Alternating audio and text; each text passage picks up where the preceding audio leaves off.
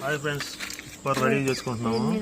మా కూర ఏంటంటే స్పెషల్ వంకాయ, టమాటా, ములక్కాయ, మెత్తళ్ళు. వీటిలో స్పెషల్ ఉందనుకున్నారా? వంకాయ, టమాటా, ములక్కాయ.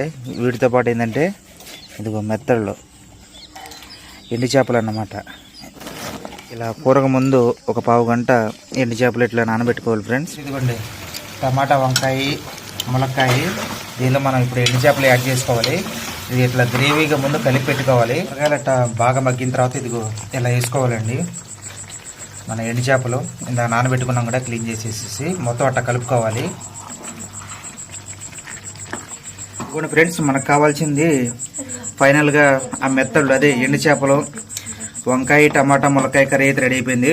చూసారు ఎంత స్పైసీగా ఉందో. టేస్ట్ కూడా చూసాం ఫ్రెండ్స్, చాలా బాగుంది. మీరు కూడా ఎలాంటివి వండుకుని తప్పకుండా కామెంట్ చేయండి. అలాగే వీడియో నచ్చితే లైక్ చేయండి friends. Thank you for watching. Bye.